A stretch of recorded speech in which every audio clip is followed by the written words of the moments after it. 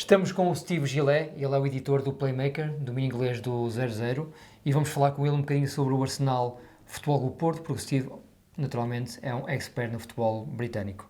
Steve, thank you for having us. In your opinion, is this the best Arsenal since Arsene Wenger's era? First thing, Pedro, obrigado para the convite hoje. Well done. Thank you very much. Yeah, I mean, I would say it's fairly obvious, I think, that Arsenal at the moment are in a really good place, and this is the strongest Arsenal side since Wenger. It's taken a while. You see these cycles in football. You see kind of the Liverpool cycle that ended after the 70s, and then they've come back under Klopp. You see the Manchester United cycle at the moment really struggling for them to recover after Ferguson, and it's a huge credit to Mikel Arteta that he, after Unai Emery had tried and failed, it's been, there were doubts in the early days under Arteta, but, over the past 2 seasons, I think everybody's seeing that Arsenal are genuine challengers at home and abroad now, which is why tonight's such a big game. With quality football and a good idea. Yeah, exactly that. I think one of the really, you see a lot of the noises coming out of Arsenal at the moment is one of like unity. And I think the players there have totally bought into how Arteta wants to play. I've read something that initially when Arteta joined, he said he wanted Arsenal to play with one brain, basically where they're all kind of like thinking and they have a very clear idea of what they're doing. And I think kind of the man management and the tactical side of things from Arteta at this moment, even how well kind of this season seems to be panning out in terms of form. Because last season they started brilliantly and at the end they dropped away. This season it's kind of the other way around. They didn't start brilliantly, but they're now starting to pick up and find momentum at a really important time in the season. FC Porto is far from brilliant in England. So in 22 matches in your home soil, Porto, they drew 3 times and lost 19. Do you have any good explanation for these numbers? I've got no good explanation, no. I was really surprised yesterday when you told me. We were talking in off exactly, record, we spoke a little bit yesterday and I had no idea. I mean, one of the key images for an English football fan, whether you're a Manchester United fan or not, is obviously Mourinho sliding on his knees down the touchline at Old Trafford. And although the game was a 1-1, a 1-1, it obviously felt like a massive defeat and a huge success for Porto, who then obviously went on to win.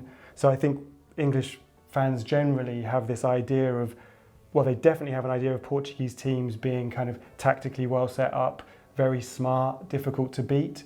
So the fact that they've had such a bad record away is actually really surprising. What is the general idea about FC Porto as a club and FC Porto players? Because I don't know if you agree with me, but in the first match, I felt Arsenal was a little bit cocky playing the 90 minutes. Possibly, I'm not sure. Like in terms of complacency, I very much doubt it. In terms of kind of your average football fan, as you might know, English fans normally are very focused on English football. They don't look a huge amount out into Europe until they play other European teams. Like I've said, I think the impression of Portuguese football is one of smart, good players. Maybe nowadays, like I asked a friend before the interview, who are the players who stand out? And he said Pep, who's obviously getting on in his career, and Galeno, and that's obvious because he scored a really good goal in the last game. So maybe the days of like Hulk, Falcao, James Rodriguez, Jackson Martinez, those sorts of names that were really well known by English fans, there's probably not so many of them. They probably don't quite know how good Porto can be. And maybe that reflects in your question, because maybe even the English players subconsciously, or Arsenal subconsciously, underrated Porto in that first leg. Because Porto has 2 Champions League, 2 Liga Europa, and Arsenal never won any of those, right? Exactly, yeah. And obviously Arsenal have really struggled in the Champions League for a long period. Porto have been making last 16s, quarterfinals regularly. Arsenal didn't make a quarterfinal since 2010, I believe. And interestingly, when they did get to the quarterfinals, which they lost to Barcelona, they beat Porto in the last 16. They lost the first leg 2-1. I remember those matches, and then obviously, and I'm sure Porto fans won't want a repeat tonight. of Arsenal getting a comfortable win after losing in the first game. Arsenal has an excellent squad this season, but can you point out 2 or 3 names of this team? Yeah. Your favourites? My favourites, I mean, I think, like I mentioned, this kind of like one brain and the unity that Arteta's got them playing with.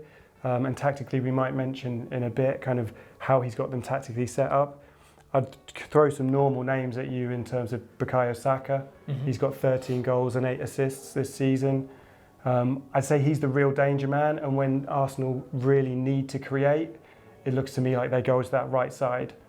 They work the ball out right. He links up really well with Ben White on the right. And then I'd say the way that Odegaard, so they get the ball out there, and then Odegaard's just been essential to Arsenal for the last couple of seasons.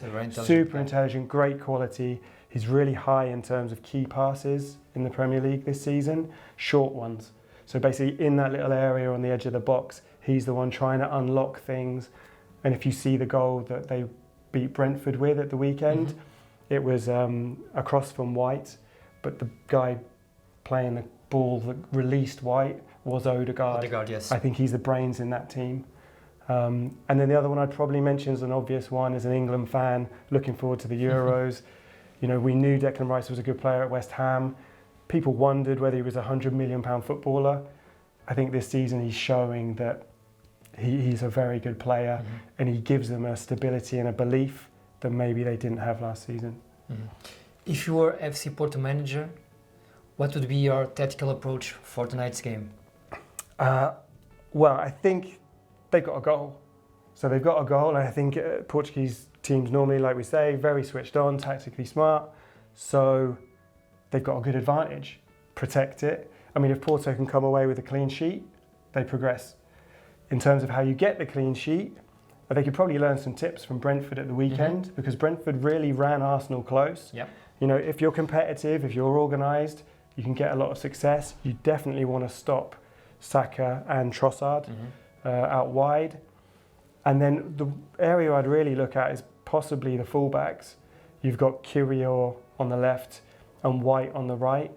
And because obviously Saka and Trossard or Martinelli are often double marked, they use White and Kirill intelligently to basically find gaps in behind kind of a deep lying defence.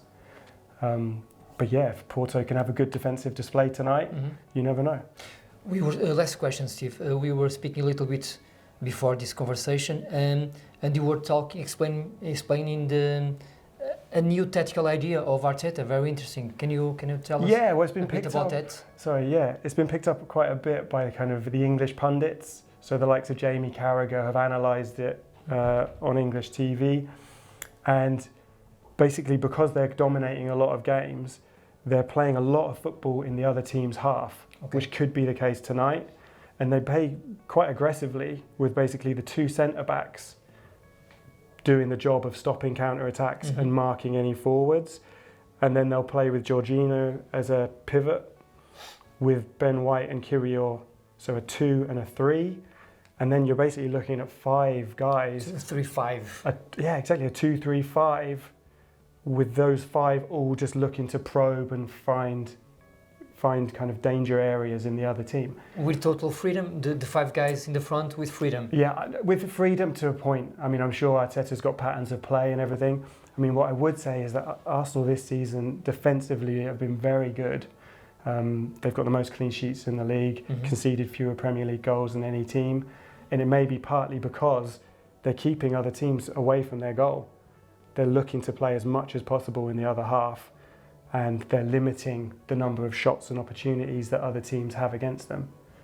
So I'd expect that to be the pattern tonight. You know very well FC Porto, you know very well Arsenal. Do you think Porto has a good chance to go through the quarterfinals?